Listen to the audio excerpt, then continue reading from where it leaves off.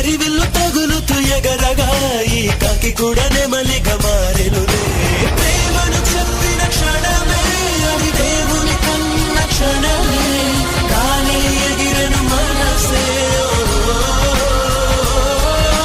ప్రేమను చెప్పిన క్షణమే అది దేవుని కన్న క్షణమే, కానీ ఎగిరను మనసే.